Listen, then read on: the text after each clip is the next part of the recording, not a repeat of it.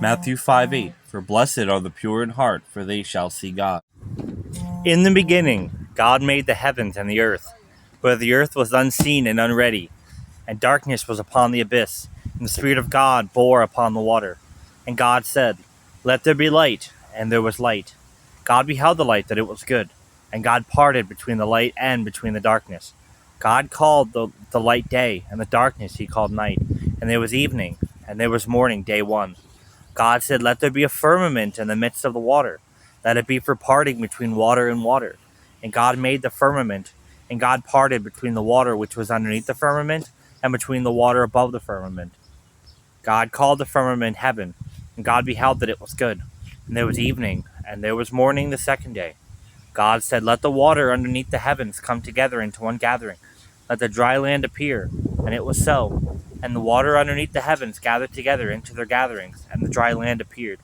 God called the dry land earth, and the collections of the waters he called seas. And God beheld that it was good. God said, Let the earth grow pasturage of grass sowing seed according to type, and according to likeness, and the fruitful tree producing fruit with the seed of it is in it, according to type upon the earth, and it was so. The earth brought forth pasturage of grass sowing seed according to the type, and according to likeness, and the fruitful tree producing fruit which the seed of it is in it, according to type upon the earth. God beheld that it was good, and there was evening, and there was morning, the third day. God said, Let there be luminaries in the firmament of the heavens for giving light upon the earth, to part between the day and between the night, and let them be for signs, and for times, and for days, and for years. Let them be for giving light in the firmament of the heaven, so as to shine upon the earth. And it was so.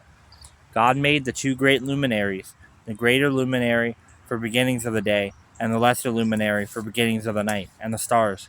God put them in the firmament of the heaven, so as to shine upon the earth, and to begin the day and the night, and to part between the light and between the darkness. And God beheld that it was good. There was evening, and there was morning the fourth day. And God said, Let the waters bring forth reptiles of living lives, and flying winged creatures upon the earth below the firmaments of the heaven. And it was so. God made the great whales and every life of living creatures of reptiles which the waters brought forth according to their types, and every feathered winged creature according to their type. And God beheld that it was good. God blessed them, saying, Grow and multiply, and fill the waters and the seas. Let the winged creatures be multiplied upon the earth. And there was evening, and there was morning the fifth day. God said, Let the earth bring forth living life according to its type, 4-footed and reptiles, and wild beasts of the earth according to type. And it was so. God made the wild beasts of the earth according to type, and all the cattle according to their type, and all the reptiles of the earth according to their type. And God beheld that it was good. And God said, Let us make man according to our image, and according to our likeness. And God said, Let us make man according to our image, and according to the likeness, and let them control the fishes of the sea, and the winged creatures of the heaven, and the cattle, and all the earth, and all the reptiles of the ones crawling upon the earth. And God made man according to the image of God he made him, male and female he made them. And God blessed them, saying, Grow and multiply, and fill the earth, and dominate it, and control the fishes of the sea, and the winged creatures of the heaven, and all the cattle, and all the earth, and all the reptiles of the ones crawling upon the earth. And God said, Behold, I have given to you every grass fit for sowing, a sowing of seed which is upon the earth, and every tree which is in itself a fruit seed fit for sowing. To you it will be for food, and to all the wild beasts of the earth, and to all the winged creatures of the heaven, and to every reptile crawling upon the earth, which has it in itself breath of life, even every green grass for food. And it was so. God beheld all as much as he made. Behold, it was exceedingly good.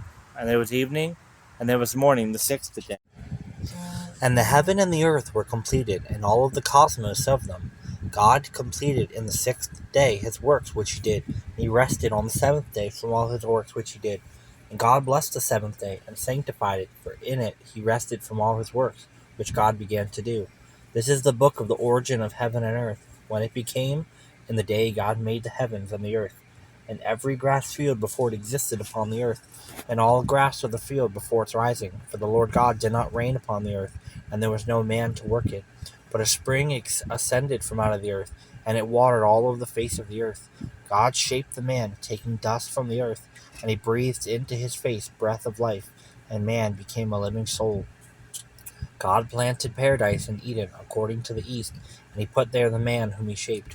God caused to rise up yet from the earth every beautiful tree to the sight, and good for food, and the tree of life in the midst of the paradise, and the tree, the one to not know knowing good and evil. And a river goes forth from Eden to water the paradise. From there it separates into four sources. The name to the one is Fison. This is the one encircling all the land of Havilah, where the gold is there. The gold of that land is good, and there is the carbuncle and the leek-colored stone. The name to the second river is the Gihon. This one is the one encircling all the land of Ethiopia. The third river is the Tigris. This is the one going forth over against the Assyrians. And the fourth river is the Euphrates. And the Lord God took the man whom he shaped, put him into paradise to work it and to guard. And the Lord gave charge to Adam, saying, From all of the tree of the one in the paradise you shall eat food, but from the tree of the knowing good and evil you shall not eat from it. But in whatever day you should eat from it, to death you shall die.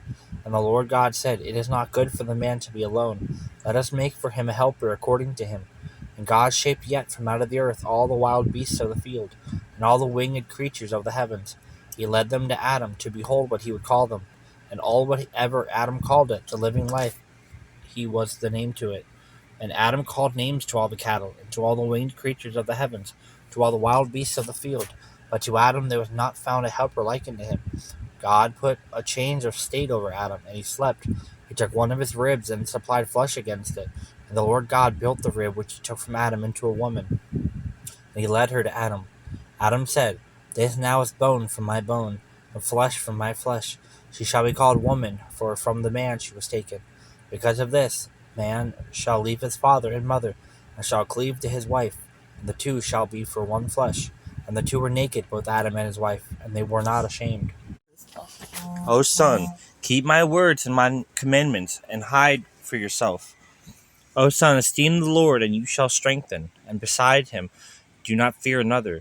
Keep my commandments, and you shall spend life, and my words as if the pupil of your eyes. Put them on your fingers, and inscribe them upon the width of your heart. Speak wisdom to be your sister, and procure to yourselves intelligence as an acquaintance. She should keep you from the strange and wicked woman, if she should put words for you for favor. For from the windows of her houses she leans into the square. At whomever she should behold of the foolish offspring, a young man lacking of sense, passing by the corner in the corridor of her house, speaking in darkness during the evening, wherever all is at rest nightly, or also at dimness. And the woman speaks with him, having the appearance of a harlot, which makes the heart of young men to flutter. She is inciting and carnal, and her feet do not stay still in her house. For at certain times she strays outside, and another time she lies in wait in the squares by every corner. Then taking hold she fondles him, and with impudent face she says to him, There is a peace sacrifice for me today. I render my vows. Because of this I come forth from meeting you. Feeling the absence of your face I have found you. In trimming I have stretched my bed. I spread spreads from Egypt. I have sprinkled my bed with saffron, and my house with cinnamon. Come, for we should enjoy friendship until dawn. Come, for we shall wrap up in passion. For my husband is not at hand in the house. He has gone a long way, taking a bundle of silver in his hands, for only after many days will he come back again to his house. And she led him astray with much companionship, and also with nooses. By the things from her lips she led him aground. And he followed after her, being easily led on, and as an ox is led unto slaughter, and as a dog to bonds, and as a stag shot with a bow. Striking into the river, he hastens as a fowl into a snare, not seeing that he runs for his life. Now then, O son, hear me, and take heed to the sayings of my mouth. Do not turn aside to her ways with your heart. You should not be misled by her shortcuts, for she has thrown down many and piercing, and innumerable are whom she has murdered. Her house is the ways of Hades. They lead down into the storerooms of death. Isaiah 55:9 through 11. For as the heavens are higher than the earth, so are my ways higher than your ways, and my thoughts than your thoughts. For as the rain cometh down, and the snow from heaven, and returneth not thither, but watereth the earth, and maketh it bring forth and bud, that it may give seed to the sower, and bread to the eater, so shall my word be that goeth forth out of my mouth. It shall not return unto me void, but it shall accomplish that which I please, and it shall prosper in the thing whereto I sent it. Oswald Smith was 15 years old when he responded to the gospel invitation during an RA Torah revival meeting in Toronto, Canada. From that young age, he carried a deep burden to reach others with the gospel.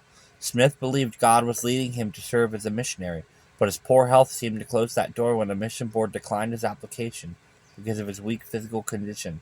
Though this was not the path Smith had expected, it was not the end of God's plan for his life. Instead of giving up on his burden for missions, he allowed God to redirect it. Smith established the People's Church in Toronto, where he pastored for decades and later served as missions director. Under his leadership, the church sent out many of its own members as missionaries and generally supported missions work around the world. For nearly 8 decades, Oswald Smith helped each other in a place he could not go himself. All of us know what it's like to expect God to lead us in one direction only to find the door closed and another path opening before us. Whether the change is small or large, our response is critical. When we remember that God's thoughts are higher than our thoughts and his plans are better than our own, we can walk the new path with faith and joy. God never makes mistakes, so when he places us on a new or unexpected path, we can be assured that it is part of his plan. I am all around you like a cocoon of light. My presence with you is a promise, independent of your awareness of me. Many things can block this awareness, but the major culprit is worry. My children tend to accept worry as an inescapable fact of life. However, worry is a form of unbelief. It is anathema to me. Who is in charge of your life? If it is you, then you have good reason to worry. But if it is I, then worry is both unnecessary and counterproductive. When you start to feel anxious about something, relinquish the situation to me. Back off a bit, redirecting your focus to me. I will either take care of the problem myself or show you how to handle it. In this world you will have problems, but you need not lose sight of me.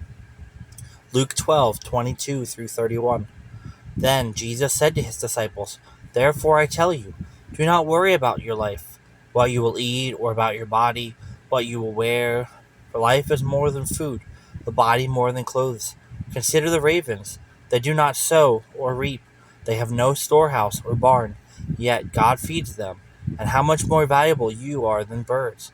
Who of you by worrying can add a single hour to his life? Since you cannot do this very little thing, why do you worry about the rest? Consider how the lilies grow. They do not labor or spin, yet I tell you, not even Solomon in all of his splendor was dressed like one of these. If that is how God clothes the grass of the field, which is here today, and tomorrow is thrown into the fire, how much more will he clothe you, O you of little faith? Do not set your heart on what you will eat or drink. Do not worry about it, but seek his kingdom, and these things will be given to you as well. John 16:33. For I have told you these things, so that in me you may have peace. In this world you will have trouble, but take heart, for I have overcome. But the serpent was more skilled of all the wild beasts of the ones upon the earth whom the Lord God made.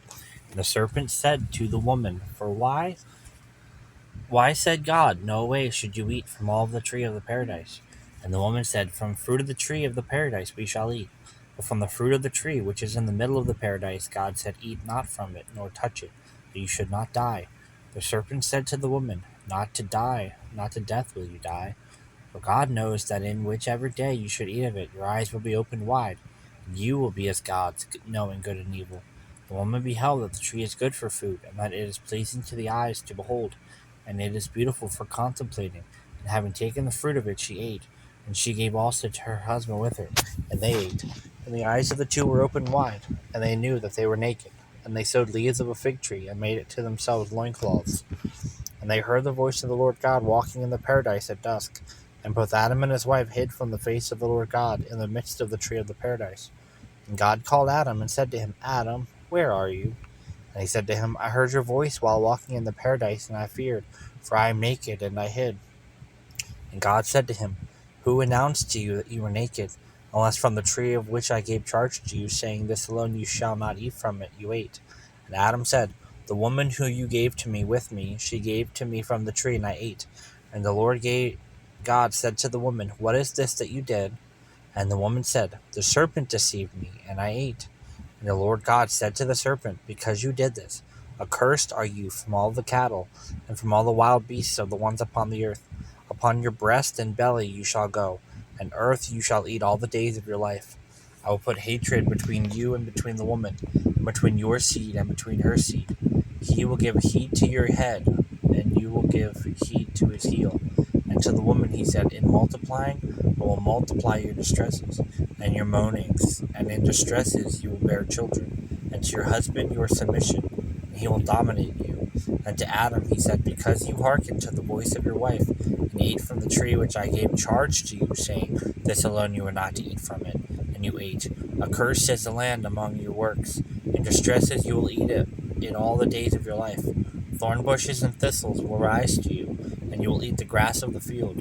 By sweating of your face you will eat your bread, until the returning you into the earth from out of which you were taken. For earth you are, and unto earth you will go.